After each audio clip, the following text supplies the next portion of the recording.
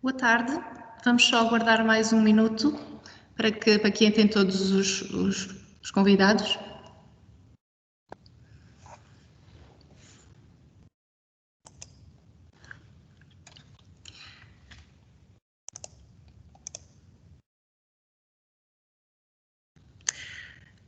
Creio que poderemos começar. Então, muito boa tarde a todos. Sejam bem-vindos a mais um ciclo de webinars às terças, organizado pela Divisão de Cogestão de Áreas Protegidas da Direção Regional de Conservação da Natureza e Florestas do Alentejo, do ICNF. Informamos que este webinar está a ser gravado e que no final de cada intervenção existirá espaço para os participantes colocarem as suas questões. A sessão de hoje será dedicada ao tema À Volta da Lagoa, os desafios na conciliação da conservação, e temos connosco hoje 2 oradores. A nossa primeira oradora é Maria João Correia. É bióloga e investigadora no MARE, Centro de Ciências do Mar e do Ambiente, nas áreas da Biologia Marinha e Estuarina e na Biologia dos Recursos Pesqueiros. Encontra-se a desenvolver o doutoramento em Ciências do Mar sobre o tema Tools for the Management and Conservation of the European Eel, Anguilla anguilla, an Application to Santo André Lagoon. A sua apresentação incidirá, pois, sobre os desafios entre a conciliação, a conservação e a exploração da enguia na Lagoa de Santo André. Em resposta ao declínio da enguia europeia, foram implementadas na União Europeia medidas de gestão para a recuperação do estoque para níveis sustentáveis.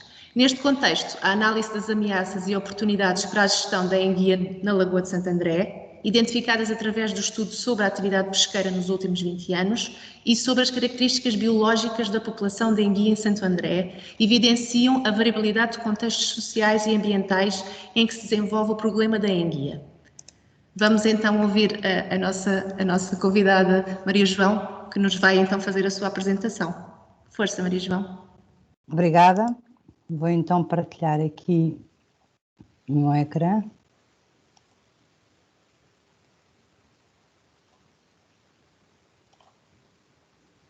Já está? Já. Já está. Ok. Bom, antes de mais, muito obrigada pelo convite que foi feito para partilhar aquilo que tem sido o trabalho desenvolvido ao longo destes últimos 5 anos na Lagoa de Santo André, sobre a exploração e a conservação da enguia neste sistema. Não especificamente, mas tomando este sistema como local de estudo e com a pretensão de poder vir a estender aquilo que forá os conhecimentos adquiridos para outros sistemas em Portugal. Por isso, iria fazer uma breve contextualização ao estado de conservação da espécie, ao contexto de investigação na Lagoa, dar-vos alguns dados sobre aquilo que foi os resultados de um projeto que foi promovido pelo ICN sobre a gestão do recurso na Lagoa, focar um pouco com maior intensidade a questão da atividade da pesca, fazendo também a ponte, espero que o professor João Madeira que irá falar a seguir sobre o tipo de atividade pesqueira e agrícola na região, e depois no final aquilo que foi esta leitura das possibilidades de gestão na Lagoa, como é que vamos fazer a avaliação destes cenários para poder quantificar o seu impacto, tanto na pesca como na conservação da espécie. Por antes de mais, falar-vos sobre a enguia, sobre esta espécie com um ciclo de vida muito particular que se desenrola não só nos sistemas continentais, nas lagoas, nos estuários e nos rios, mas também no mar. É um peixe migrador que se reproduz aqui assim nesta zona do Mar dos Sargassos, junto à costa americana. Eclodem aqui os ovos da espécie, desenvolve-se esta larva em forma de folha, e esta forma é que lhes permite também ser arrastada pela corrente do Golfo até às zonas da área de distribuição continental, que vai aqui desde a Mauritânia até ao Mar do Norte. Ao chegar aqui à plataforma continental, sofre uma metamorfose, transforma-se naquilo que é a enguia de vidro, meixão, que certamente já terão ouvido falar. Ao entra então nos estuários pela força da maré na forma de meixão, só adquire uma pigmentação e transforma-se naquilo que é a enguia amarela, aquela que estamos habituados a ver nos nossos pratos nos restaurantes, e é nesta fase de crescimento que ela permanece nos nossos rios num tempo que é variável, que pode ir de 2 até 20 anos, não em Portugal 20 anos, mas em outras zonas da área de distribuição existem idades bastante mais avançadas, porque depende das condições de crescimento. Nós temos um clima bastante favorável ao crescimento da enguia, por isso ela, nos nossos sistemas continentais, cresce mais rapidamente comparativamente a outras zonas da Europa, e adquire as condições necessárias de gordura e de produção de gónadas para poder fazer a migração. Novamente ele regressa aos mares de Sargassos, onde se reproduz e morre. Por isso são cerca, aqui assim, a partir de Portugal, 4 a 5 mil quilómetros, é variável, de 5 a 7 mil quilómetros a viagem de migração, e que ficam extenuadas naturalmente quando chegam após a reprodução e morrem. Por isso a enguia europeia tem sido avaliada desde há muitos anos pelo ICES, o estado das populações, e foram produzidos estes gráficos que vos mostro aqui, são os do último relatório do ICES relativamente ao estado da população, e do lado esquerdo temos aqui o índice de recrutamento, ou seja, o número de meixões que chegam à plataforma continental e aos sistemas continentais, aos estuários. Temos aqui assim isto dividido em 2 níveis, porque no norte da Europa há menor quantidade de recrutas que chegam por ser mais distante, e aqui assim outra zona. Por isso verifica-se que há um decréscimo muito acentuado para cerca de 10% aqui assim na nossa zona, o Elsewhere Europe, e no norte da Europa ainda muito mais superior este declínio. Isto no recrutamento. E aqui assim deste lado direito, isto não são dados brutos de capturas, tem uma projeção também feita pelo ICES para antes da década de 60, mas nota-se então também um declínio muito grande nas capturas de adultos, amarelas e prateadas, e também que assim no canto superior vemos o caso específico de Portugal. A ordem de grandeza é bastante diferente, como podem ver, nós temos aqui assim, embora há sempre nas descargas, há sempre aqui assim uma parte que não é declarada, que não foi declarada nas lotas, mas temos aqui assim picos de 30 toneladas e estamos a falar de cerca de 20 mil toneladas, por isso a ordem de grandeza é bastante diferente, mas também se observa um declínio nas capturas de enguia amarela e prateada em Portugal. E este declínio levou então à classificação da enguia em Portugal, aqui do lado esquerdo é a classificação do livro vermelho do ICNF, que está classificada em perigo. O livro neste momento está em revisão e veremos na próxima classificação que sairá, não sei se este ano, se para o ano, as pessoas do ICN poderão dizer melhor que eu, quando é que vai sair a nova classificação, por isso neste momento está classificado em Portugal como em perigo e pelo Conselho Internacional da Conservação está classificado como criticamente em perigo. E quais é que são então as causas deste declínio da enguia? São várias e pelo ciclo de vida, pelo que vimos do ciclo de vida, o facto de ele se desenrolar em diferentes sistemas faz com que a espécie seja vulnerável a muitas atividades antropogénicas. Destaca aqui assim 2 em particular, uma que é a pesca ilegal do meixão, por isso dos tais enguias de vidro, as que vão colonizar os rios, e por outro lado a redução do habitat disponível. Só olhando aqui assim para o mapa de Portugal, nós vemos a verde aquilo que são as áreas onde atualmente a enguia pode, até onde ela pode colonizar, onde ela pode crescer, e vemos que a maior parte da superfície continental dos rios está interdita à colonização pela enguia por causa das barragens, que são obstáculos intransponíveis para a espécie, fazendo com que haja então uma redução muito grande da área disponível. Isto acontece em Portugal, como acontece no resto da área da distribuição. Por isso, isto um dos aspectos muito importantes para a redução dos efetivos, menos habitat, e por outro lado a pesca ilegal de meixão, que ocorre também nas áreas onde há maior abundância de meixão, que é o caso de Portugal, Espanha, França, eventualmente Inglaterra, onde existe uma grande atividade de garimpo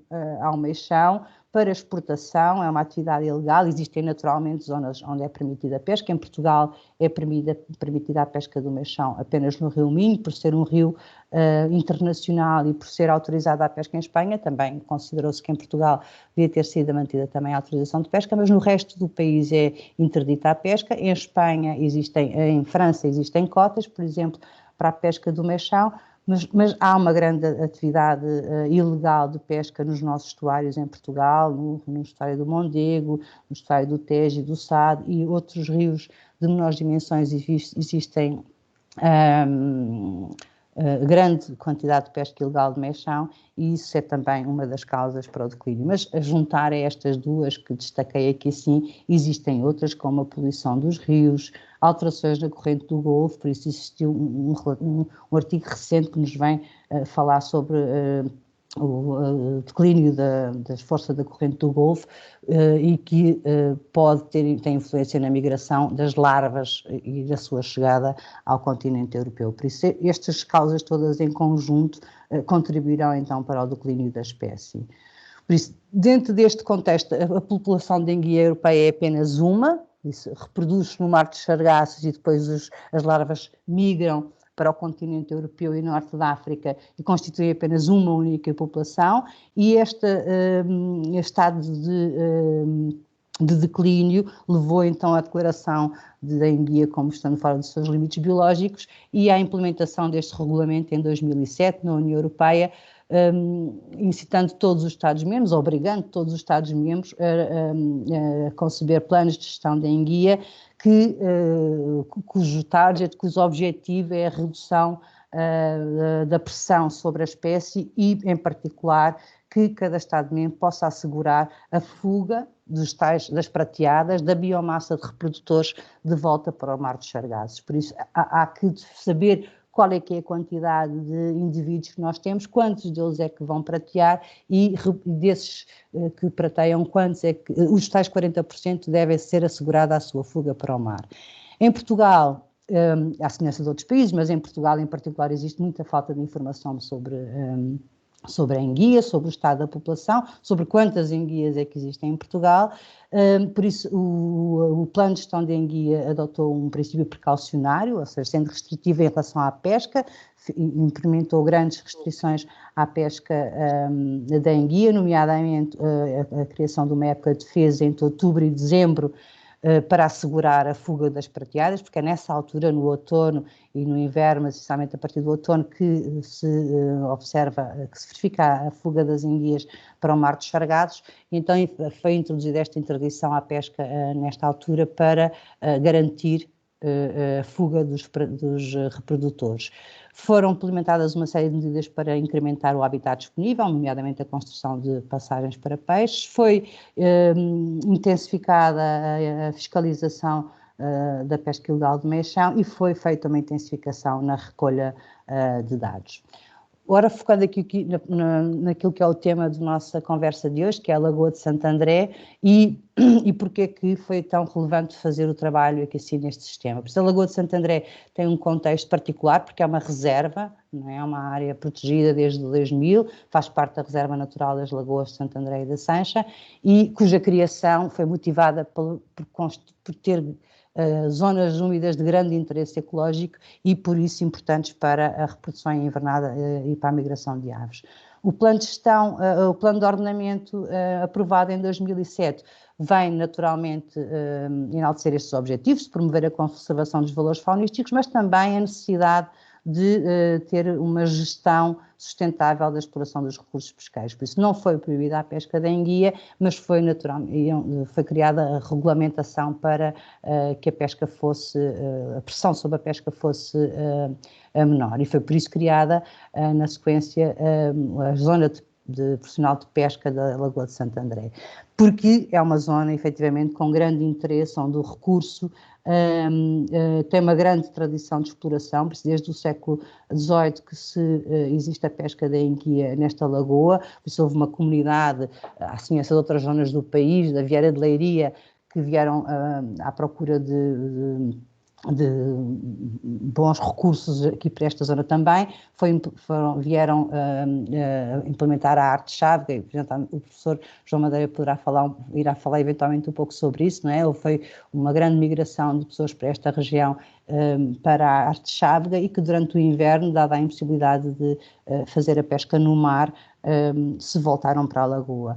Com a interdição da arte-chave na região, a lagoa tomou uma relevância muito superior. Por isso é uma pesca e uma atividade com grandes raízes culturais e que, havendo uma restrição imposta numa primeira instância pela criação da reserva em 2000 e depois pelo plano de gestão geraram-se uma série de conflitos entre a comunidade de pescadores e a administração que gere a área, que importa esmiuçar, perceber, para poder encontrar as melhores soluções, tanto para a conservação da área protegida e da enguia particular, e como para a manutenção do rendimento destas comunidades. Neste contexto surgiu então o tal projeto que vos falei, o PELSAS, o acrónimo PELSAS, que se chama de Gestão Sustentável da Pesca da Enguia na Lagoa de Santo André. É um projeto promovido pelo ICN e que teve como parceiros também o MAR e também a Universidade de Évora, que desenvolveu outras componentes que não aquelas que vos irei apresentar aqui.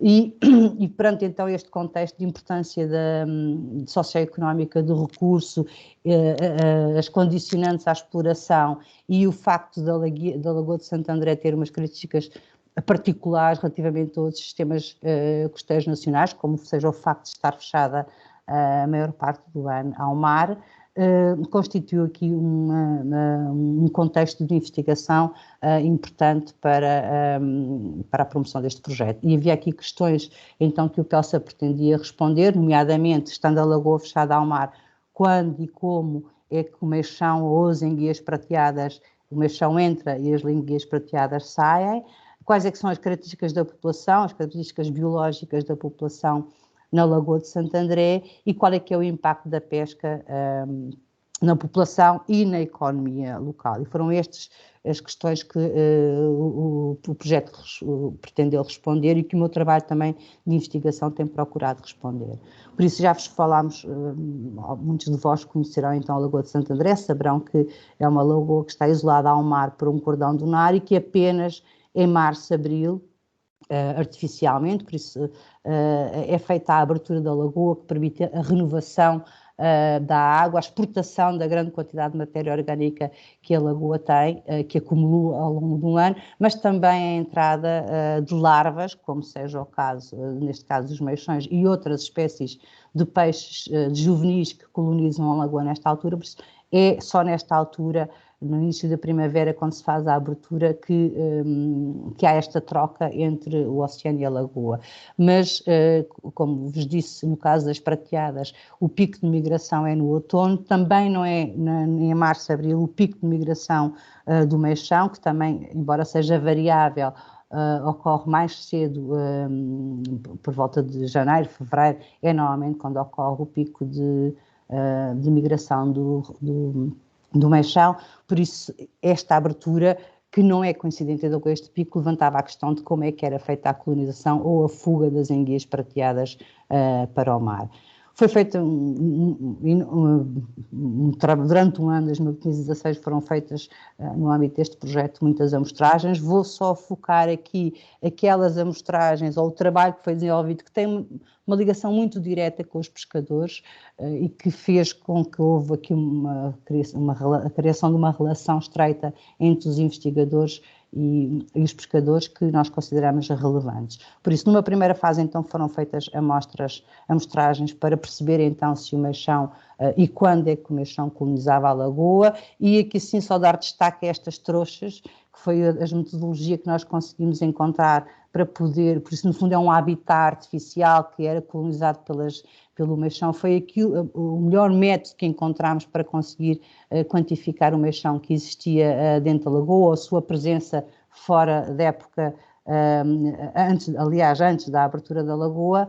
E as trouxas foram inspiradas num pescador local que nos ajudou a conceber este meio de amostragem, porque todos os outros que tínhamos tentado passivos não eram eficazes. Por isso, este trabalho que fizemos com as trouxas e também utilizámos outros métodos de amostragem do meixão permitiu-nos responder àquelas perguntas que tínhamos falado há pouco, perceber que o meixão não entra fora do período de abertura, por isso nas trouxas só capturámos meixões após a abertura da lagoa e percebeu-nos naquele ano em particular que nós fizemos o trabalho em 2016, o período de abertura foi muito curto, foi cerca de 9 dias e por isso as estimativas que fizemos de recrutamento foram bastante baixas para este ano, mas permitiu-nos perceber que as más aberturas, sendo apenas durante este período que o meixão entra na lagoa, que as más aberturas vão certamente repercutir-se na pesca a partir do segundo ano seguinte. Por isso poderão, um pouco mais à frente, aliás, estava a indicação do site do projeto, onde tem toda a informação mais esmiuçada e onde estão também estas teses que resultaram deste projeto, nomeadamente este do Francisco Azevedo e Silva, que fez especificamente sobre o meixão. Por isso percebemos então que o meixão só entra na lagoa durante a abertura. Fizemos depois então amostragens também para os adultos, mais uma vez aqui recorremos ao apoio dos pescadores que nos ajudaram nas amostragens, utilizámos as artes de pesca, as mesmas artes de pesca que são utilizadas localmente e tivemos o apoio dos pescadores para a colocação das artes e para a recolha das amostras e fizemos também a amostragem biológica, ou seja, algumas das recolhas que fazíamos após a retirada dos dados biométricos, o peso ou o comprimento, os indivíduos eram devolvidos ao mar, à lagoa, mas alguns deles nós retivemos para fazer estudos mais de foro biológico. Em termos de resultados, em termos dos resultados sobre a biologia e ecologia, em termos genéricos, o que vos posso dizer muito rapidamente é que ao longo havia não sei se diria crença, mas esta ideia dos pescadores de que havia uma concentração das enguias fora dos locais onde eles era permitido pescar atualmente, nomeadamente nas zonas dos poços e nas zonas mais amontantes, e o que nós verificámos é que a variabilidade espacial e no tempo também da distribuição da enguia é muito grande, por isso não é efetivamente nos poços que existem maior abundância e ela varia ao longo do ano e do sítio onde nós estamos a mostrar. Verificámos também que cerca de 75% da população de enguia da lagoa são machos, diversos estudos feitos sobre a lagoa, sobre a enguia, concluem que quanto maior a densidade de enguias num determinado local, maior a diferenciação de machos, porque o sexo só se diferencia a partir de uma determinada altura nos indivíduos, eles não nascem já com o sexo determinado, e por isso quanto maior a quantidade, maior a densidade de indivíduos num determinado local, mais machos se desenvolvem. E no caso da Lagoa de Santo André, havendo uma grande proporção de machos, o que nos leva a pensar que existe uma grande densidade de enguias na região, na lagoa. Outro aspecto também interessante para a pesca foi perceber que em julho os indivíduos são muito mais pequenos, por isso são indivíduos que são há muito pouco tempo recrutáveis para a pesca. O que é que isto significa? Significa que são capturados pela rede de pesca. Depois também nos permitiu perceber que a população de enguias na Lagoa de Santo André é muito jovem, por isso é que assim neste gráfico de embaixo temos no eixo dos X a idade e aqui assim o comprimento. Aqui sim temos os machos, embora esteja trocada as cores, não é? A rosa, não estão as fêmeas, estão os machos. Verificamos que os machos crescem muito rapidamente e a partir dos 2 anos de idade já adquirem a condição para pratear, por isso para se transformarem nos reprodutores e fazerem a sua migração. As fêmeas não demoram um pouco mais de tempo, porque têm que também maturar e ter energia suficiente para a maturação das gónadas, mas que é uma população muito jovem comparativamente a outras zonas da distribuição da enguia. Outra conclusão, nós fizemos também uma atividade de marcação na enguia, marcação da enguia, que era para estimar os efetivos que existiam na lagoa, para saber quantas enguias é que existem, para podermos determinar então os tais 40% de biomassa reprodutora que devem ser assegurados pelos Estados-membros, não é? Pelo plano de gestão dos Estados-membros. E fizemos uns ensaios de marcação, mas tivemos uma baixa percentagem de recapturas e por isso temos pouca confiança nas estimativas de efetivos feitas por este método, mas verificámos que ao longo da época de pesca, por isso a partir de julho e até setembro, quando a pesca é autorizada, verifica-se uma tendência decrescente do número de efetivos de enguia na lagoa. Tinha aqui assim uma imagem, por isso após nós marcarmos os indivíduos eram anestesiados, eram marcados e depois eram libertados. Isto no caso das marcações, como também nas amostragens que fizemos e que vos mostrei e que vos falei há pouco com os pescadores, também nós fazíamos uma anestesia dos indivíduos para retirar os dados biométricos e depois então eram libertados. Foi também feito um estudo de telemetria, por isso foram marcadas enguias prateadas com estes transmissores que estão aqui em baixo para poder então seguir as enguias e perceber como é que era a fuga da lagoa. Aqui mais uma vez também contámos com um grande apoio dos pescadores que nos permitiram monitorizar tudo aquilo que pescavam no regresso à terra e que muitas vezes até devolveram-nos, até de restaurantes nós recebemos os transmissores, e que nos permitiu então este trabalho de telemetria perceber qual é que era a fuga de enguias da lagoa. Também, mais uma vez, foi uma tese específica do João Pedro sobre a fuga de enguia prateada. Este foi um dos mapas resultantes do trabalho que ele desenvolveu, porque dentro da lagoa existiam os receptores cujo o tal transmissor que nós metemos no interior da lagoa transmitia informação para esses receptores e permitiu então traçar estes mapas que mostram a deslocação ou a presença de um determinado indivíduo na lagoa. E verificamos, por exemplo, isto é um mapa de fevereiro, e verifica-se que a partir desta altura, que é a altura, então, eu falei-vos no outono e inverno, a migração das enguias prateadas, que elas se concentram aqui nesta zona de saída, preparadas, tendo o estímulo da água salgada ali assim junto ao cordão dunar, estão preparadas para fazer a sua migração. Por isso, a partir de janeiro, verifica-se esta concentração de enguias nesta zona do cordão dunar. Naturalmente podiam ter saído com os galgamentos, mas não se observou qualquer taxa de fuga da lagoa com a lagoa fechada, e após a lagoa aberta observou-se uma fuga de 27% e estimou-se, tendo em consideração as estimativas de enguias que havia na lagoa, que cerca de 1 tonelada neste ano, em 2016, terá sido a quantidade de reprodutores que saiu da lagoa. Bom, este trabalho aqui de concentração, por isso esta concentração de indivíduos nesta zona da lagoa produziu logo no ano seguinte uma alteração no edital. Esta zona de recreio da lagoa era permitido pescar durante o inverno, e foi no ano seguinte introduzida esta restrição à pesca nesta zona, porque é onde se concentram as enguias prateadas, e desta forma assegurava-se a maior a fuga das enguias, interditando esta zona à pesca durante todo o ano.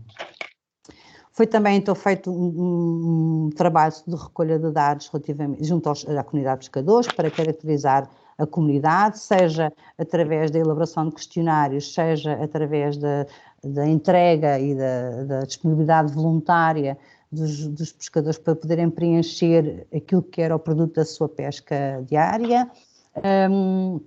Foi analisada a estatística de pesca da lagoa e os regulamentos para poder então fazer uma caracterização da atividade da lagoa.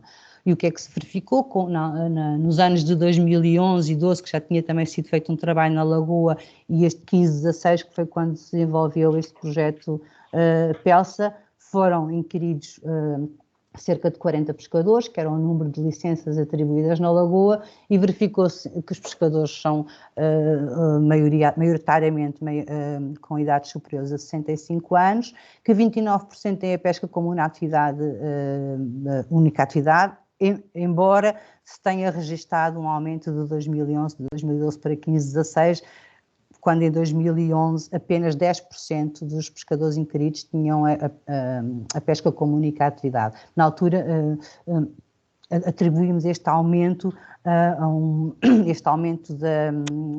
da única atividade dos inquiridos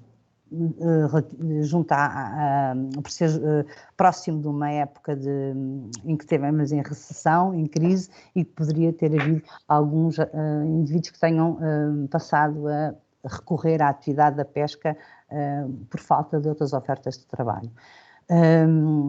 Bom, relativamente ao esforço de pesca, o que é que verificámos nesta análise desde a implementação da zona de proteção, da zona de pesca profissional da Lagoa de Santo André, após a criação da área protegida, verifica-se a tal redução do esforço de pesca, mas que estabilizou aqui a partir de 2012 e até se verifica aqui sim um ligeiro aumento até 2020. Houve então, com a introdução da área protegida,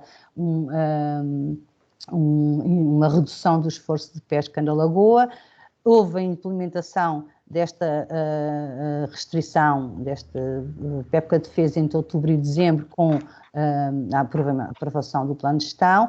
Em relação à área de pesca, também se verificou, por isso, originalmente, antes da implementação da área protegida, toda a zona da lagoa era pescada, aqui são a zona de Esposa e as zonas mais a montante. Nestas zonas, que são zonas de proteção total, algumas delas foram interditas a pesca e então a pesca ficou reduzida ao corpo central da lagoa, e depois, com esta verificação da concentração das enguias prateadas na zona aqui assim da abertura, também se restringiu a pesca aqui assim na zona da abertura, para assegurar a maior fuga de enguias prateadas. Por isso, estas restrições que foram introduzidas não só pela redução do esforço sobre a enguia, foram sendo compensadas pela autoridade de gestão, nomeadamente passando a abrir a pesca em julho, quando antes ela acontecia a partir de setembro. Foram em algumas épocas do ano autorizadas um maior número de artes de pesca, que utilizadas localmente, são as naças, e foi também feito um aumento do período, foi permitido pescar com emalhos para outras espécies que também colonizam a lagoa. Por isso, todas estas medidas foram implementadas como compensação para aquilo que tinha sido as restrições impostas pela pesca da enguia. Quando olhamos para os rendimentos, verificamos aqui sim que a Lagoa de Santo André, comparativamente a outras lagoas e outros sistemas costeiros europeus, é extremamente produtiva, por isso cerca de 68, é muito variável, como vos disse, porque depende naturalmente do recrutamento, mas entre os 2 anos que tivemos a estudar em particular, variou entre 68 e 169 kg por hectare de produção.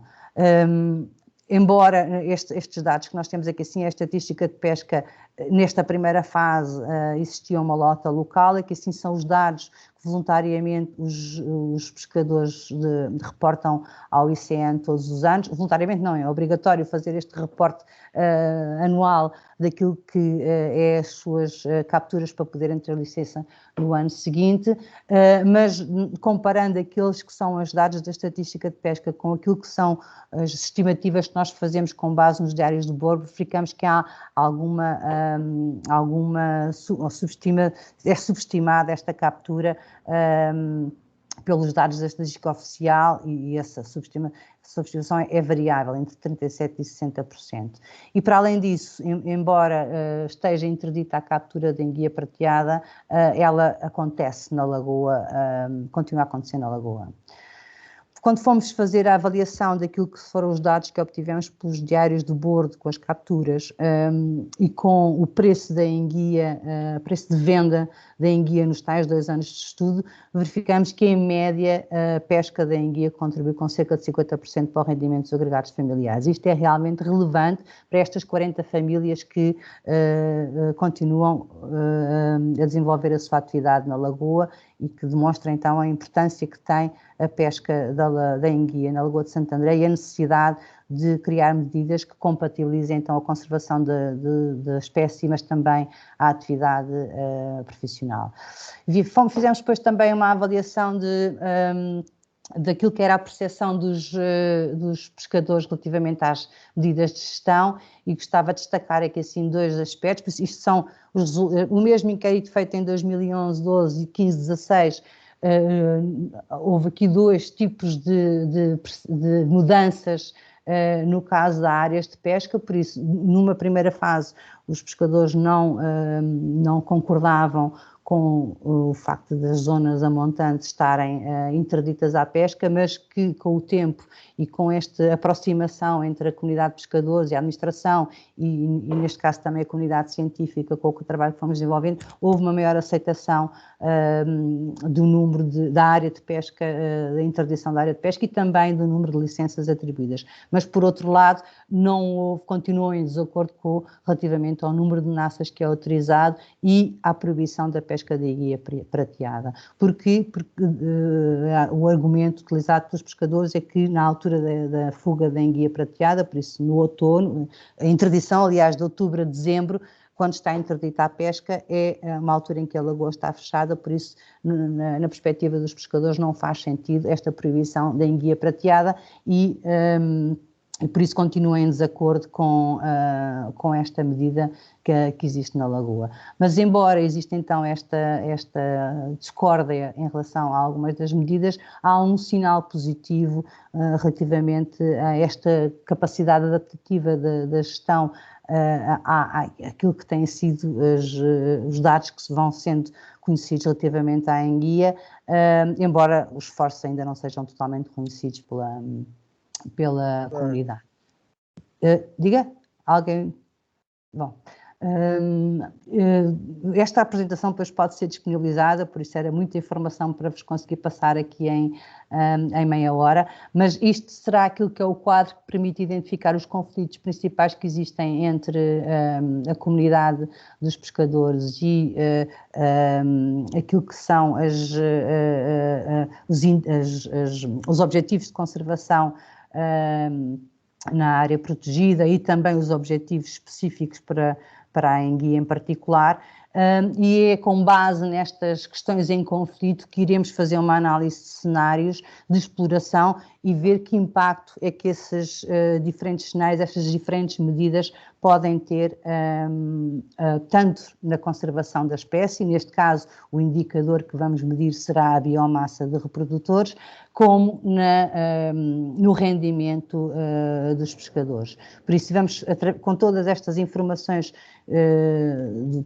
do ponto de vista biológico da espécie, por isso como é que a espécie cresce, quando é que é a fuga, qual é que é a quantidade de meixões que entra na lagoa, toda a informação relativamente ao esforço de pesca sobre a espécie, todos esses dados vão ser utilizados para calibrar um modelo que nos permitirá então simular diferentes esforços de pescas, diferentes períodos de abertura, eventualmente poder equacionar-se repovoamento, se nós repovoarmos a lagoa com meixão vindo de outras regiões, por exemplo, que impacto é que isso teria também na população e nos quantitativos de produzidos para a pesca e também para que quantitativos de enguia prateada é que nós teríamos se tomássemos uma medida como essas. Por isso será com base então nesta informação recolhida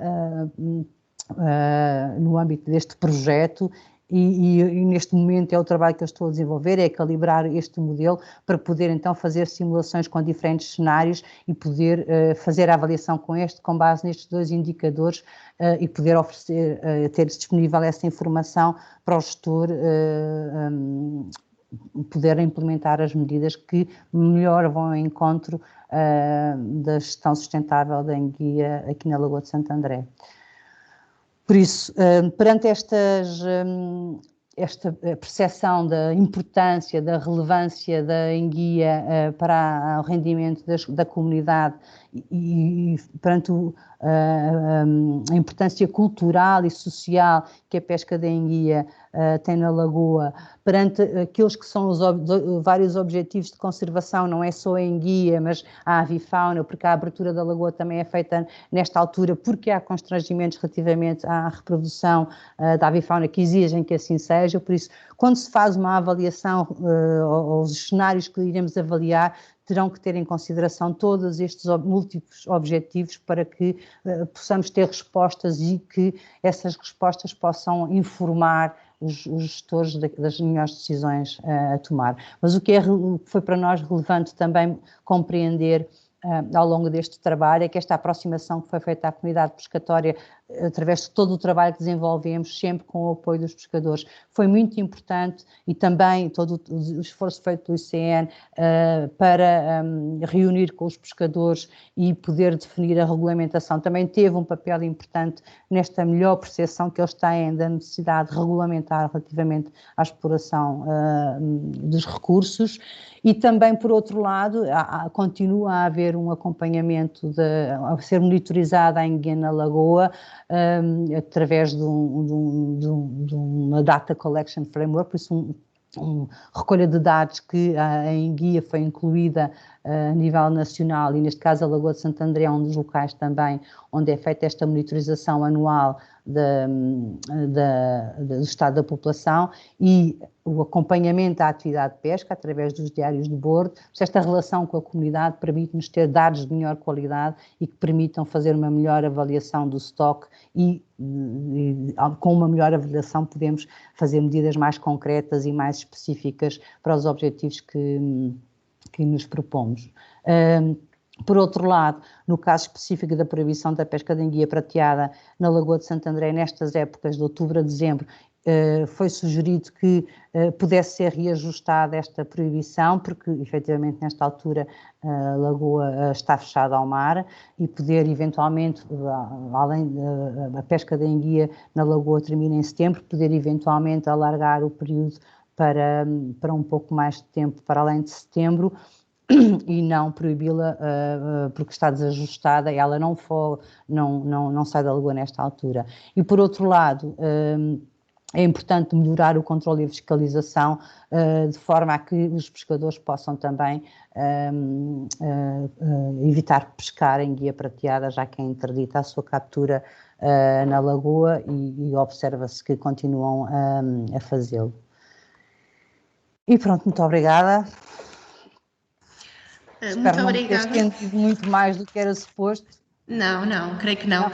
Muito obrigada, Maria João, pela sua apresentação, que foi realmente muito elucidativa e muito importante para perceber esse trabalho colaborativo que foi feito e realizado sempre também com os agentes que se encontram dentro do território da reserva.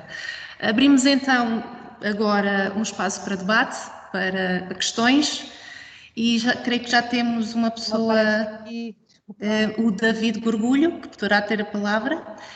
Pedimos... Isa, espera aí que a Maria João queria falar. Como é que se despartilha isto? Peço desculpa. Não me aparece agora aqui.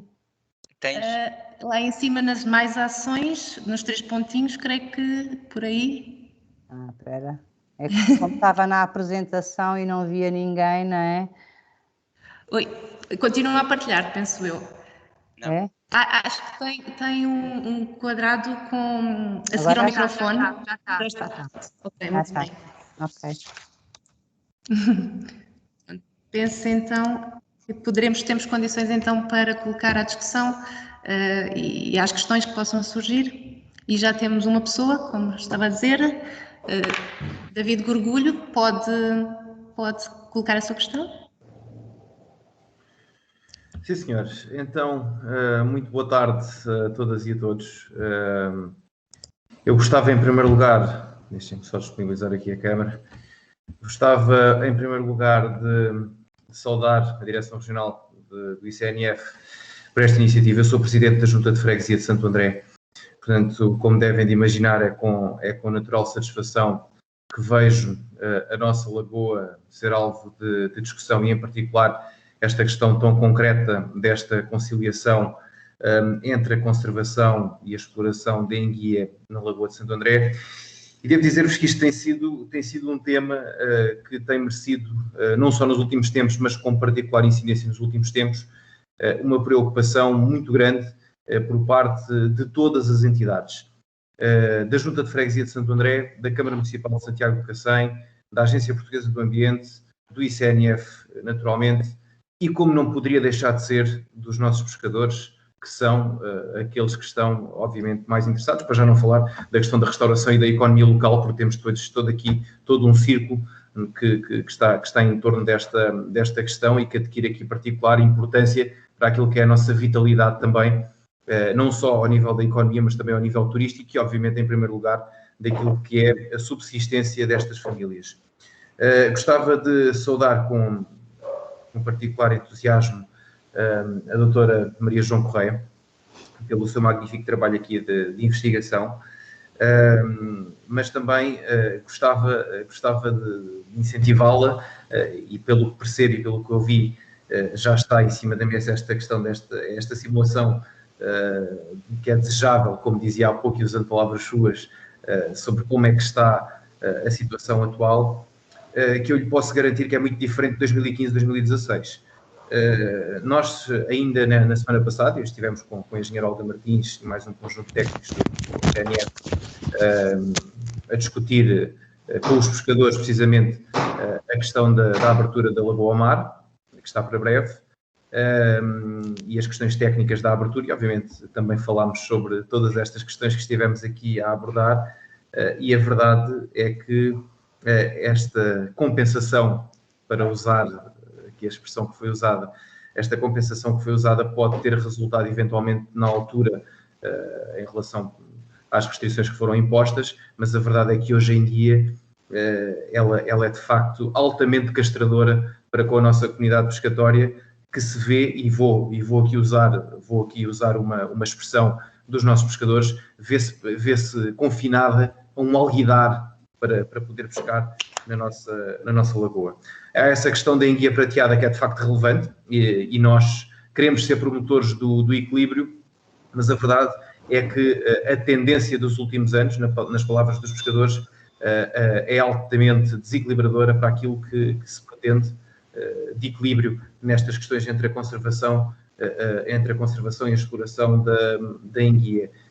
Os nossos pescadores, neste ano em particular, ou nesta temporada em particular, estão a ter, se calhar, o pior ano em termos de pesca de enguia.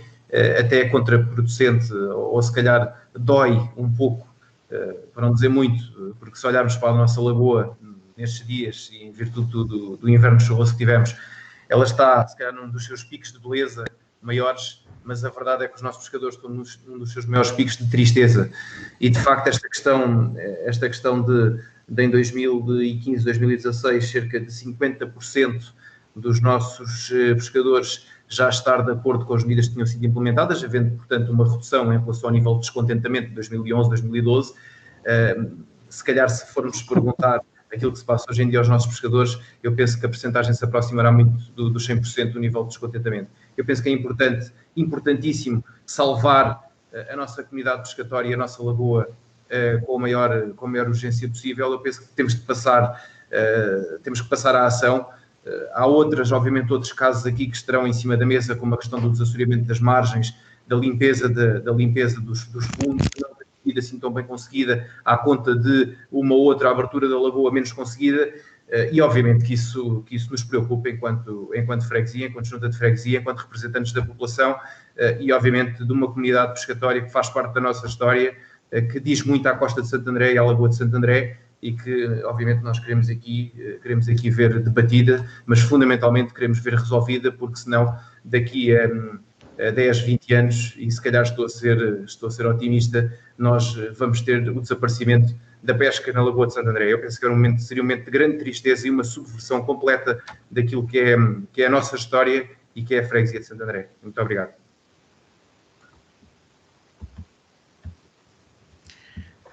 Maria João, querá comentar ou... Quer dizer, não havia nenhuma pergunta específica, posso comentar, compreendo naturalmente, o nosso papel não é decisivo, nós apenas recolhemos informação que depois disponibilizamos aos decisores, e sim, compreendo que sim, que naturalmente que as condições hoje em dia possam não ser as mesmas que aquelas que reportei aqui relativamente a 2015-16. Como eu disse, nós continuamos a Faculdade de Ciências, a professora Isabel Domingos é responsável pela tal monitorização da enguia na lagoa, e efetivamente a última vez que fui à lagoa pescar, pescámos muito menos, por isso assim reconheço que sim, eventualmente possa haver uma redução dos efetivos. Como vos disse, uma das condicionantes não é só esta redução da população a nível global, não é? Mas também as aberturas da lagoa condicionam os efetivos que que lá possam existir. Por isso não havia assim uma pergunta em particular, não sei o que é que poderia acrescentar. Obrigada. Então, não sei se haverá mais alguma questão dos participantes aqui presentes. Bem, talvez não existindo, podemos passar então... Eu gostava de colocar uma questão, se fosse possível. Afinal temos mais, temos mais alguém. Sim. Eu gostaria de perguntar se em termos dos trabalhos já feitos, se há alguma coisa relevante à questão sanitária no que diz respeito não só à enguia, como a outro peixe que é capturado, portanto, na Lagoa de Santo André, e que depois é vendido diretamente aos restaurantes sem passar por um controle sanitário, portanto, à semelhança do que acontece nas lotas e até mesmo no mercado municipal. Gostaria de saber, portanto, qual era a sua opinião acerca dessa questão? Sim, que eu saiba, não é feito nenhum controle sanitário da enguia, isso é uma questão até bastante relevante, porque houve uma altura em 2016, no verão, e é uma coisa que acontece recorrentemente no verão, dadas as temperaturas na lagoa, torna-se evidente os indivíduos ficarem com problemas recorrentes de vírus, mas que nós saibamos não foi ainda feita nenhuma avaliação pela autoridade veterinária que pudesse assegurar a qualidade dos indivíduos pescados para o consumo humano. Sim, efetivamente concordo consigo que poderia ou deveria haver algum controle sanitário, acontecerá nas lotas, mas não é o caso aqui assim dos indivíduos capturados em Santo André. Já agora, seria então, na sua opinião, seria interessante até mesmo a título de conservação, portanto, não só da espécie, como também do nível e da qualidade do peixe capturado na Lagoa de Santo André, que houvesse a possibilidade da existência de uma lota, como já existiu na Lagoa de Santo André? Sem dúvida, eu acho que era importantíssimo haver não só por questões sanitárias, mas também por questões de reporte, sabemos efetivamente qual é que é, ou com maior rigor, aquele que é o quantitativo de pescados na Lagoa de Santo André. É um dos problemas na construção destes cenários e na construção destes modelos, na parametrização destes modelos, é a fraca informação que temos. E era importantíssimo, nós tivemos os dados de lota na década de 80 e 90 na Lagoa, que depois deixaram de existir, e atualmente temos então este reporte que é feito pelos pescadores para obter a sua licença, mas não temos dados comprovados daquilo que é o valor pescado real na Lagoa de Santo André. Por isso era importantíssimo que todo o pescado pudesse passar em lota para podermos ter uma maior representação daquilo que é o produto da pesca da Lagoa. Muito obrigado. Mas podia ser uma lota local, não tinha que ser existiu uma lota local durante muitos anos na Lagoa, podia ser um modelo desses, não tem que ser uma lota como aquelas que de Sines, não tem sim. Obrigada, Maria João, uma vez mais. Não sei se haverá mais questões.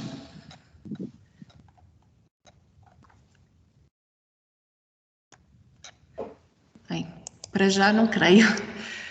Então, agradecendo uma vez mais portanto, a participação da nossa convidada Maria João, vamos passar então à próxima apresentação com João Madeira, investigador integrado do Instituto de História Contemporânea Nova FCSH, professor da Comissão Organizadora dos 12 Encontros de História do Alentejo Litoral, realizados desde 2008. Enquanto membro da Associação Cultural de Santiago do Cacém, coordenou o projeto de levantamento cultural da zona ocidental do concelho de Santiago do Cacém, de 1986 a 1988, o Encontro sobre a Lagoa de Santo André, em 1990, e a primeira evocação viva do Banho de São Romão, em 2000. O João vai-nos apresentar uma comunicação intitulada Pescadores e Lavradores entre o Mar e a Lagoa de Santo André, onde irá abordar estas duas figuras enquanto um polo de entidades significativo na zona de Santiago de Cacém, que configurou um microcosmos social e económico dotado de interessante dinamismo, não obstante a sua escala territorial. João poderá então fazer a sua apresentação.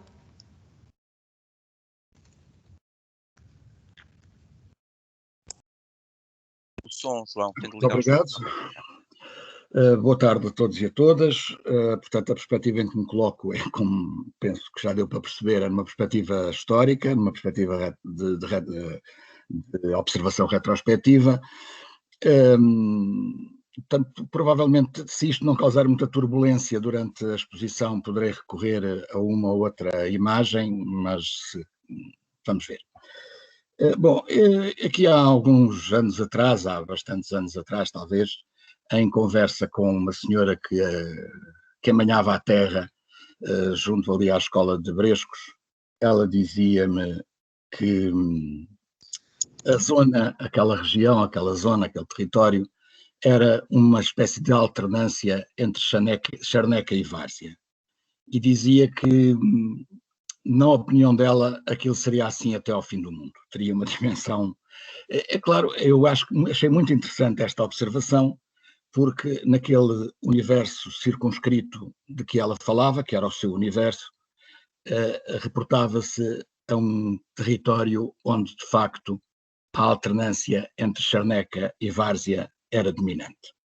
E queria com isto relacionar com o próprio processo de constituição da Lagoa e de organização do povoamento nesse território. Portanto, hoje admite-se que a formação da Lagoa resulta de um estuário em delta de um conjunto de ribeiras, justamente as ribeiras tributárias da Lagoa hoje, que esse processo foi um processo lento ao longo do tempo, mas que a Lagoa, por assoreamento, portanto o cordão dunar, estaria estabelecido por volta do século XVII. É para aí que apontam os registros escritos conhecidos.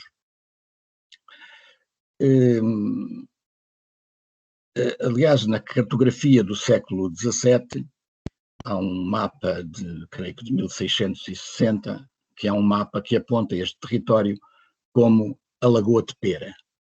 Ora, admite-se hoje que teria havido por parte do cartógrafo uma confusão entre a Lagoa dos Salgados, no Algarve, e a Lagoa de Santo André.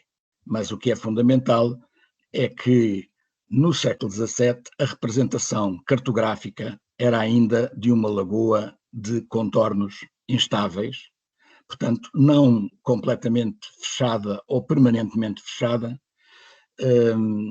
e que, portanto, a organização do povoamento se faria muito em função disso. Aliás, fez-se assim desde tempos muito remotos. Portanto, o trabalho desenvolvido pelo Carlos Tavares da Silva, ainda nos anos 70 do século passado, acabou por identificar um conjunto de povoados pré-históricos em zonas que hoje ou constituíam ilhas de inverno ou que constituíam, portanto, a bordadura do leito muito mais largo, muito mais portanto, alargado do que aquele que conhecemos hoje das ribeiras, que são, como sabemos, ribeiras que no verão estão secas e que só em anos muito chuvosos é que o caudal adquire alguma expressão.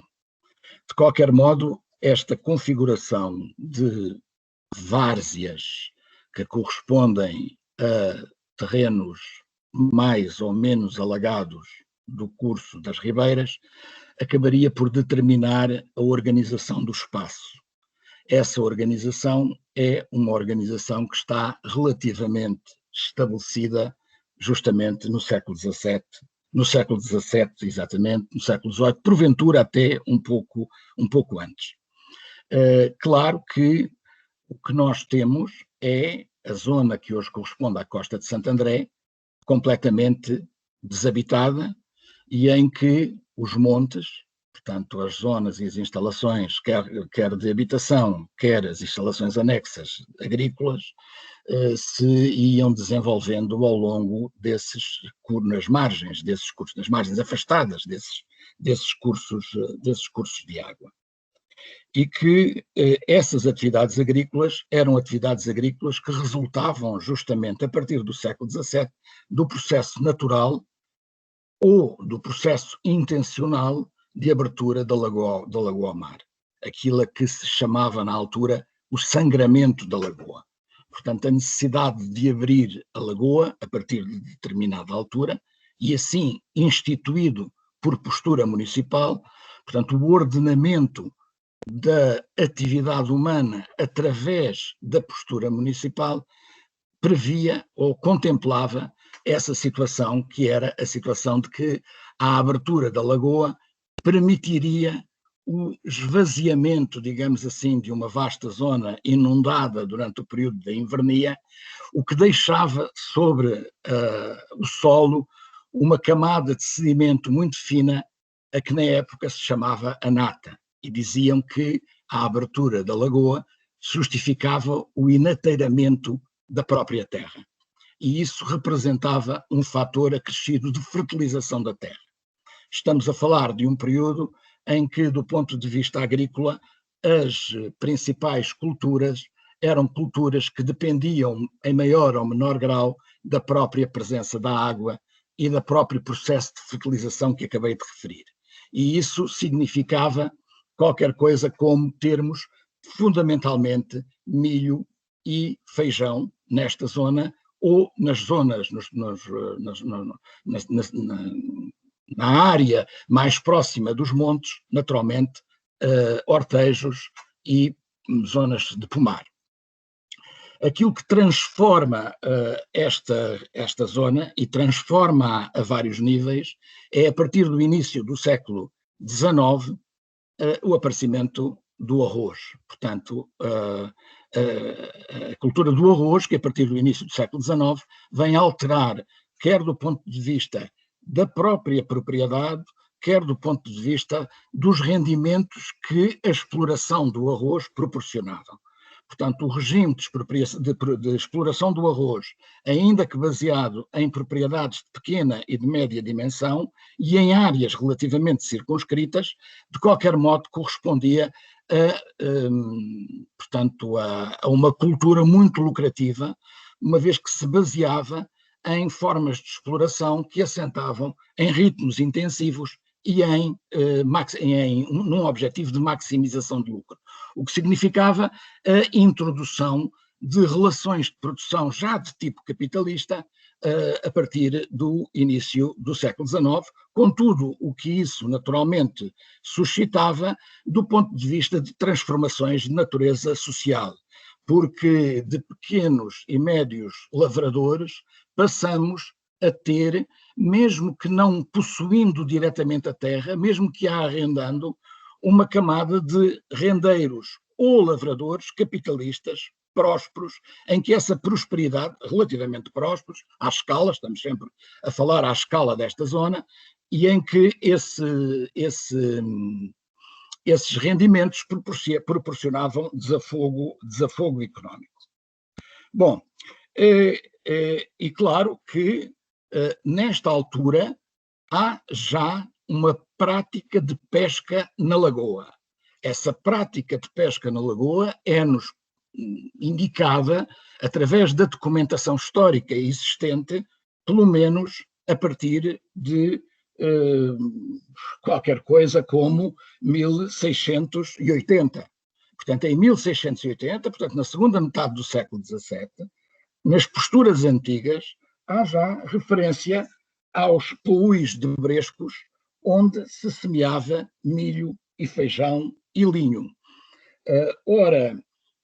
E nessas posturas antigas se dizia que para quem abrir ou mandar abrir a lagoa necessita de licença da Câmara.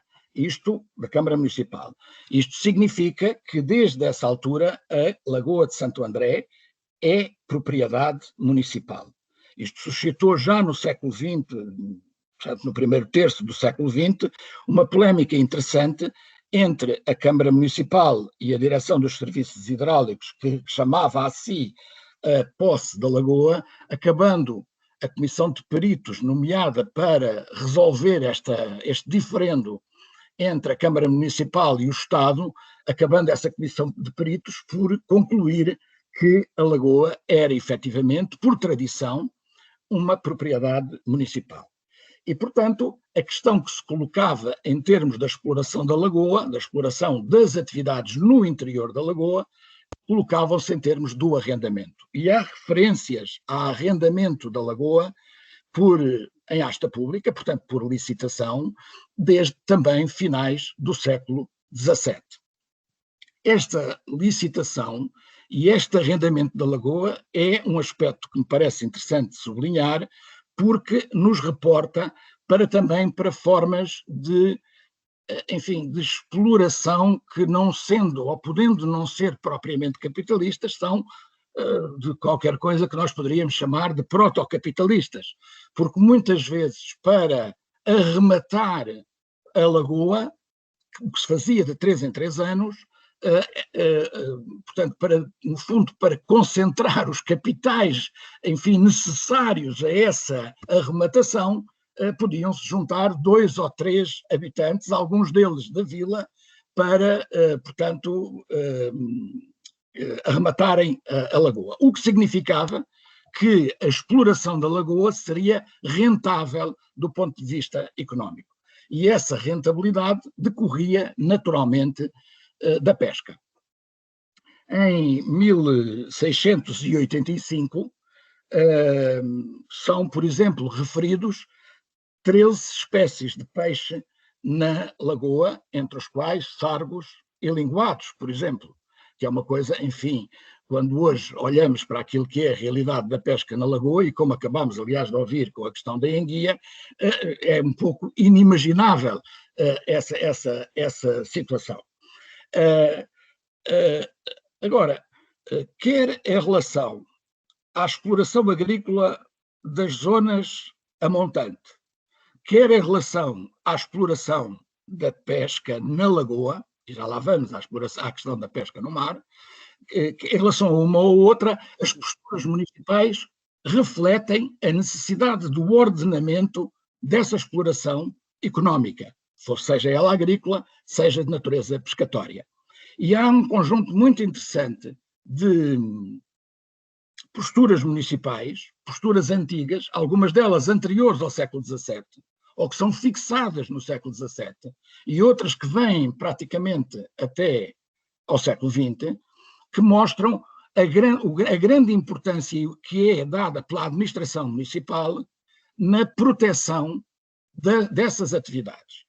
Para vos dar apenas, sem querer entrar em grandes detalhes sobre isto, por exemplo, em relação à zona agrícola, as posturas municipais eram extremamente rigorosas e estabeleciam coimas significativas quando se transgrediam princípios ou preocupações que são interessantes vistas hoje. A questão da limpeza das ribeiras, a questão da utilização da água, quem violasse a forma ou quem transgredisse a forma de utilização da água.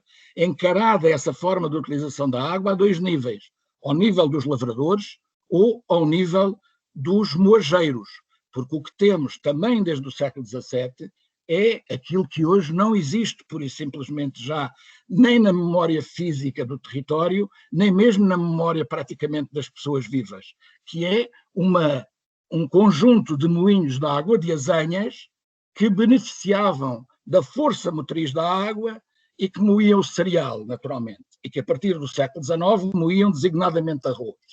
Eu sublinho esta questão do arroz porque a técnica para a moagem do arroz é distinta da técnica para a moagem do trigo, porque o arroz, sendo muito mais, muito mais delicado, implicava que as mós fossem de uma pedra especial e fossem, em alguns casos, revestidas por uma camada fina de cortiça, de modo a que não danificasse o próprio grão. E isso, portanto, está patente nessas posturas municipais. Portanto, essas posturas são muito assertivas em relação, por exemplo, a quem, com a exploração agrícola, a exploração da terra, ou com os gados, por exemplo, danificasse as margens das ribeiras. Ou quem, por uma necessidade de circunstância, necessitasse de criar uma pequenina presa de água, portanto, depois de utilizar, de capturar a água e de a utilizar, não repusesse a situação tal como ela existia inicialmente. E esta distribuição das águas é interessante, porque aquilo que nós podemos concluir das posturas é que, por exemplo, durante uma semana, de domingo à tarde até quarta-feira de manhã, eram os moinhos que podiam prender a água e canalizá-la, encaminhá-la para a atividade moageira, enquanto que nos restantes dias da semana eram os lavradores que podiam utilizar essa água. E a utilização da água pelos lavradores tinha uma determinada ordem, ou seja, de Brescos, da direção portanto, de Montante para Jusante, se quisermos, ou seja, de Brescos, da zona de Brescos para a zona da Lagoa, portanto, era por a ordem, os lavradores tinham acesso à água em dias e horas determinados, nesta ordem, primeiro os mais perto de Brescos e assim sucessivamente até à proximidade da Lagoa. Não vale a pena continuar, portanto, o sentido que pretendia aqui dar com estes exemplos é o sentido da proteção à atividade agrícola e o sentido do equilíbrio na forma de exploração dos recursos naturais. Do mesmo modo que em relação à Lagoa, há um conjunto de posturas que é muito interessante. Por exemplo, a proibição da pesca durante todo o período em que a lagoa está aberta. Isso aparece referido praticamente desde o século XVII. A considerar a pesca como livre, refiro aqui, ela é livre porque a lagoa está arrematada, e a arrematação da lagoa significa deter o exclusivo da pesca durante o período em que é permitido pescar.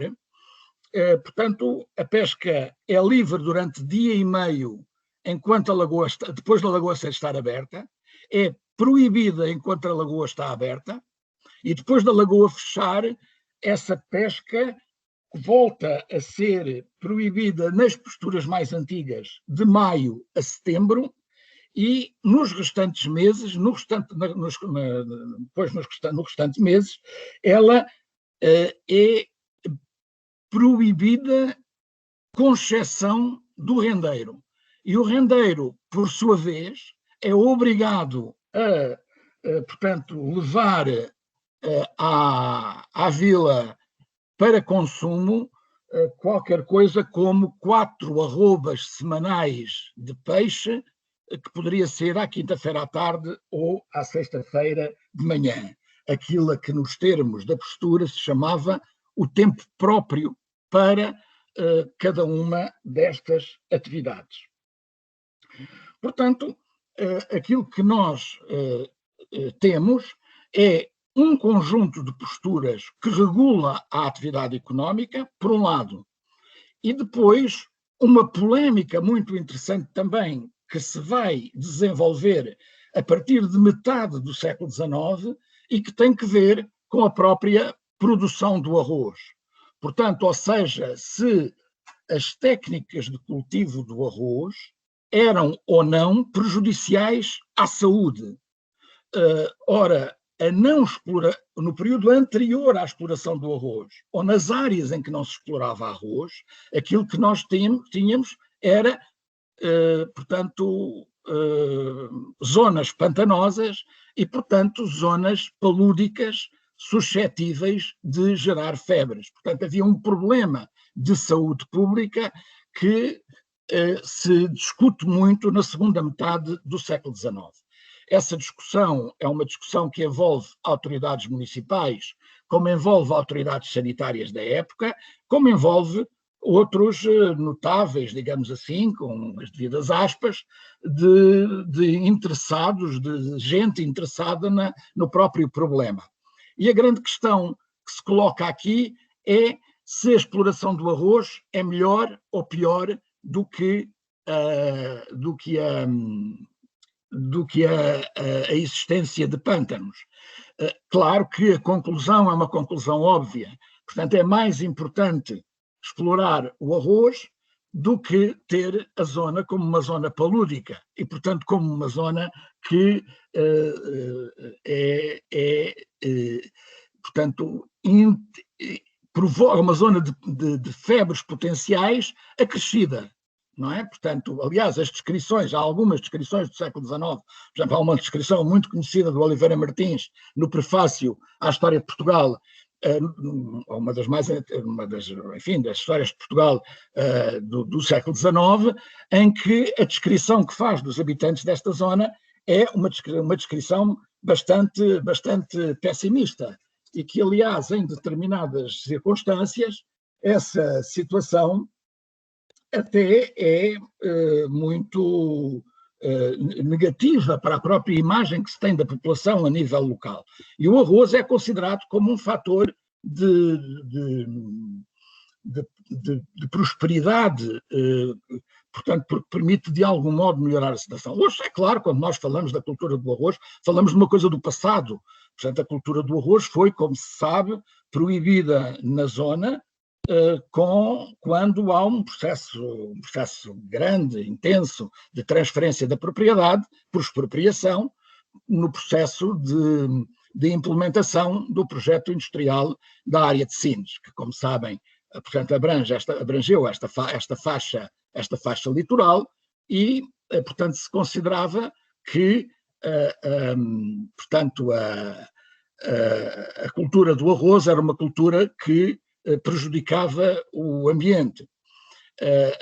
Ainda que, naturalmente, nessa altura, as preocupações em relação à preservação da própria lagoa, por exemplo, enfim, fossem questionáveis. Nós hoje não podemos olhar retrospectivamente com os nossos olhos para o modo como se organizavam as atividades no passado, porque isso seria um anacronismo, evidentemente, mas, enfim, podemos ver ao longo de tudo isto um conjunto de elementos que são elementos muito interessantes para ver esta relação entre o homem e a própria natureza.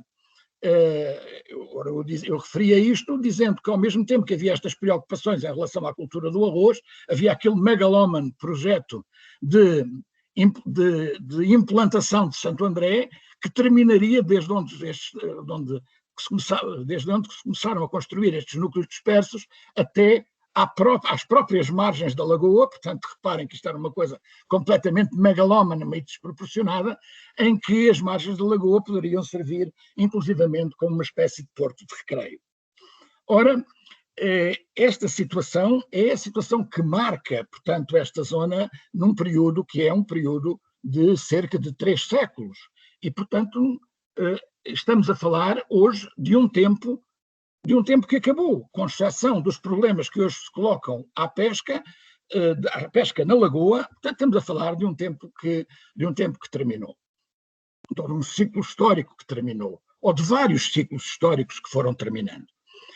Referir ainda, e não me queria alongar muito, referir ainda uma outra atividade, que é a pesca no mar, que, de algum modo, acabou por marcar o imaginário desta própria zona. Portanto, a pesca no mar é uma pesca que é implementada a partir do exterior, portanto, são colonos, pescadores, que vão descendo desde o litoral centro até aqui e que se vão fixando ao longo do litoral e vão inclusivamente entrando pelo próprio curso dos rios, subindo o próprio curso dos rios e estabelecendo-se aí. Mas lembrava, por exemplo, que havia que houve uma comunidade de pescadores de cháfega, da arte cháfega, que é dessa que estamos a falar, que na Costa da Caparica, por exemplo, e que isso corresponde justamente a esse movimento de colonização do litoral que é empreendido a partir de meados do século XIX. E que causa alguma perplexidade junto das próprias populações locais, que diziam há gente que parece que tem dificuldade em ter um chão seu, portanto querem sempre ir mais além para encontrar esse chão. E essa ideia desse movimento de colonização do litoral leva a que se estabeleçam na década. Hoje ainda é um pouco difícil de fixar com algum rigor, na década de 30, década de 40 do século XIX, uma pequena comunidade de pescadores que vai crescendo. Eles vêm, portanto, da zona da Mortosa, principalmente da zona da Mortosa e de outras zonas à volta, de Estarreja, enfim, de outras regiões dali que correspondem, grosso modo, ao distrito de Aveiro. Vêm primeiro homens, que depois, estabelecendo-se, mandam vir as mulheres e as crianças e constroem um arraial protegido pela duna, portanto, pela duna que cortava o vento dominante de norte. Esse arraial é um arraial que é movediço, digamos assim. A zona da abertura da lagoa não era a mesma que é hoje. A zona da abertura da lagoa era naquela região, na zona conhecida como o Tramagal, portanto, muito mais encostada, muito mais, portanto, a sul, um pouco mais a sul, muito mais não, um pouco mais a sul, na zona, sensivelmente próximo da zona de entrada dos Poços. E esse arraial é um arraial que, em função dos próprios invernos, em função da própria modo como a lagoa abria naturalmente ou não, portanto, esse arraial vai mudando ligeiramente de sítio. Portanto, são conhecidas as cabanas de lagoa, fazem parte também do nosso imaginário. Hoje já não existe cabana nenhuma, houve, enfim, uma ideia, creio que peregrina, de reconstituir, que nunca foi para a frente, evidentemente, de reconstituir uma cabana de pescadores na zona do Monte do Paio, que era uma coisa perfeitamente anacrónica, mas o que é certo é que, ainda que essa técnica não tenha desaparecido completamente, ainda haja gente que se lembra da técnica de construir essas cabanas em caniço com plantas, com arbustos e recursos locais. Essa técnica não desapareceu completamente. Bom, o que falta é a iniciativa. Portanto, é essa iniciativa que me parece que é bastante deficitária do ponto de vista da preservação da memória, mas já lá iria um pouco mais à frente. Mas essa comunidade de pescadores é uma comunidade de pescadores que acaba por dar origem àquilo que nós designamos por Costa de Santo André. É uma comunidade que depois vai crescendo com gente de outras origens. A ideia de que, portanto, teria havido um movimento único para a Costa de Santo André é uma ideia que deve ser talvez um pouco afinada, porque aquilo que nós temos são, primeiro, este movimento que referi e depois movimentos que vêm de diferentes origens, inclusivamente até do Algarve.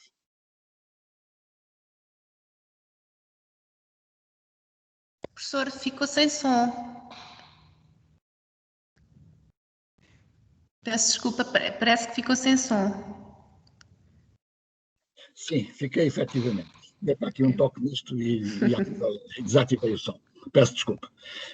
Não sei onde é que fiquei, onde é que deixaram de me ouvir, mas também ia apenas dar uma nota final, ou duas notas finais. A primeira é de que este processo descontínuo, diferenciado de configurar este microcosmos, que é a Lagoa de Santo André e as zonas adjacentes, pressupôs, do ponto de vista social, uma aliança entre os pescadores que vêm da Mortosa, uma aliança informal, evidentemente, entre os pescadores que vêm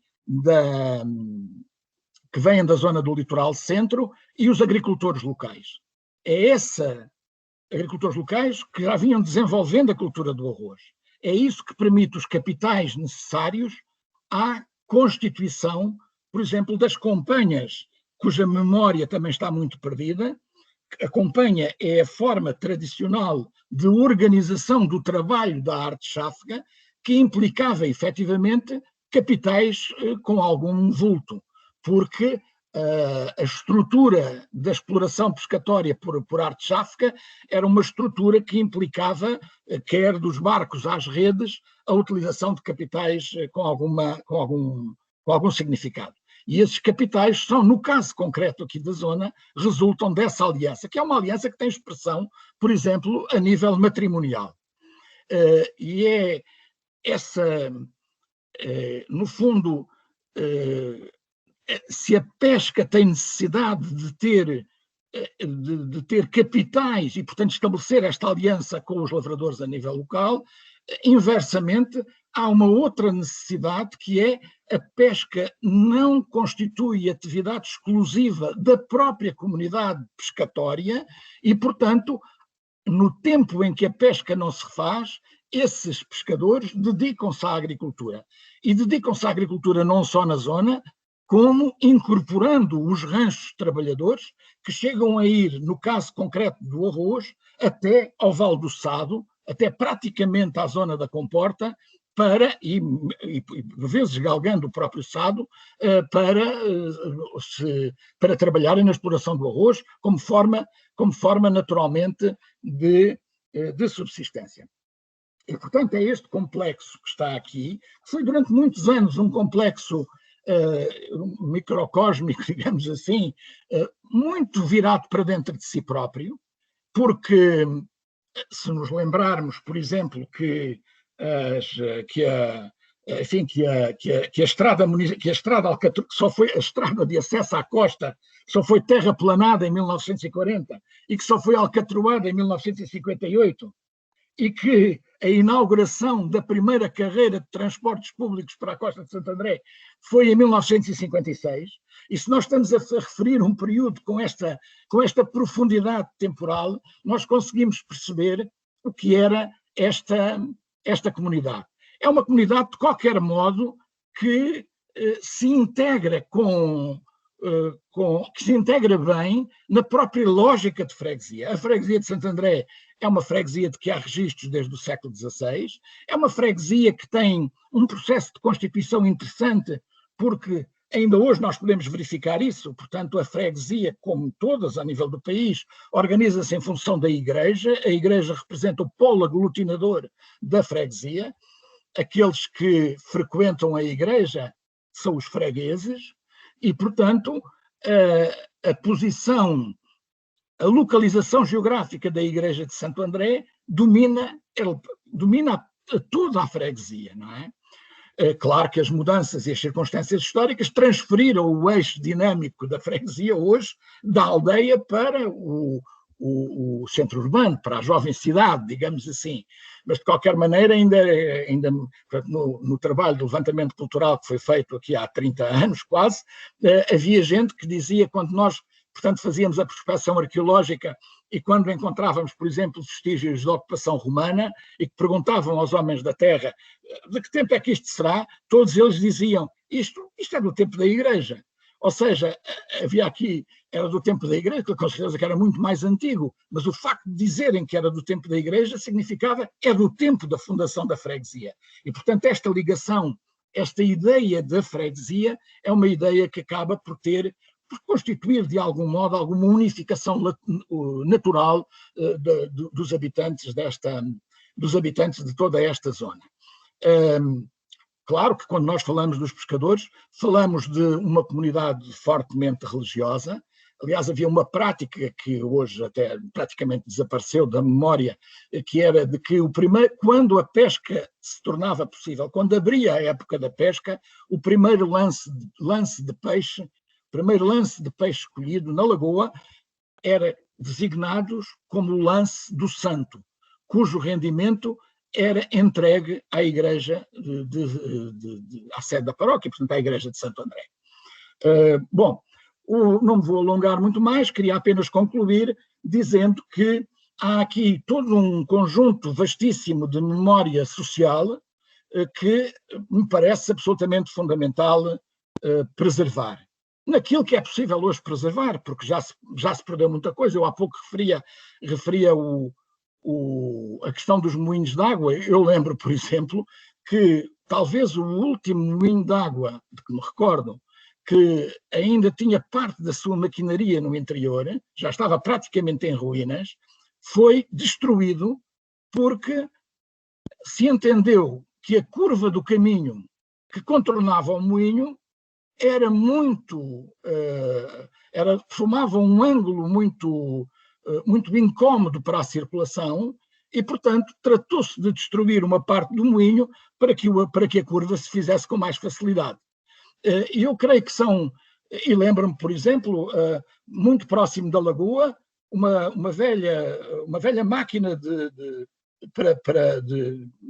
para a debulha, por exemplo, que fotografei com um intervalo de 2 ou 3 anos e que da última vez que lá tentei ir era um monte de madeira podre, apodrecida no chão.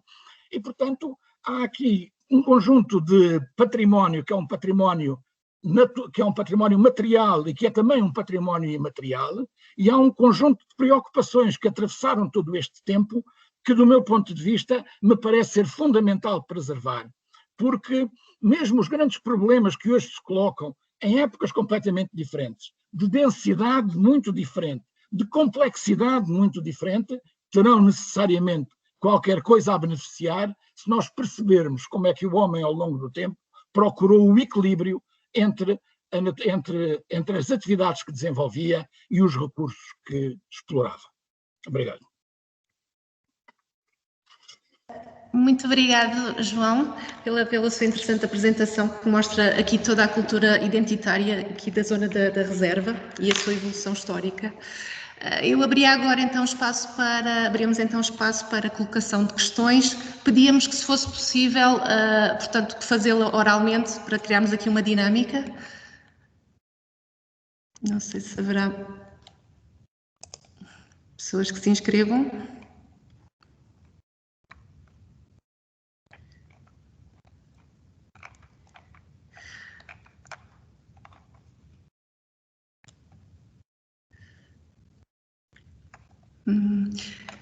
Neste momento não, vamos verificar aqui nos comentários. Temos uma questão de Mónica Martins. Muitos parabéns ao professor João Madeira por tão completa e interessante apresentação. Enquanto descendente de pescadores da costa de Santo André, foi um gosto ouvi-lo, e ao ICNF por ter convidado alguém com tão vasto conhecimento sobre a Lagoa de Santo André. Começou por referir a história natural da Lagoa e, nomeadamente, a dominância da várzea e da charneca. Gostaria de saber qual a sua opinião sobre a proliferação de espécies exóticas, nomeadamente a acácia e a Carpobrutus edulis, o churão, ao longo das margens da lagoa e dentro de toda a área protegida, ocupando habitats de plantas nativas e ameaçando a integridade das comunidades vegetais nativas. Estas plantas invasoras estão listadas por lei, Decreto-Lei nº 92 de 2019 e na EN/CNB 2030. Reconhece a proliferação de invasoras como uma das principais ameaças à biodiversidade e conservação do património natural. Considera que, na atualidade, deveria ser uma prioridade na gestão desta área, à semelhança do que se passa noutras áreas protegidas, a implementação de medidas práticas de remoção e controle desta espécie? Esta questão também se estende aos restantes organismos públicos com competências no território. Muito obrigada. Não, posso dizer isso, é que estou completamente de acordo. Acho que o que é importante é um esforço integrado de preservação e de recuperação que abrange múltiplos aspectos, não é? Portanto, é isso que é preciso e acho que é isso que faz falta. Muito bem. Não sei se haverá mais questões.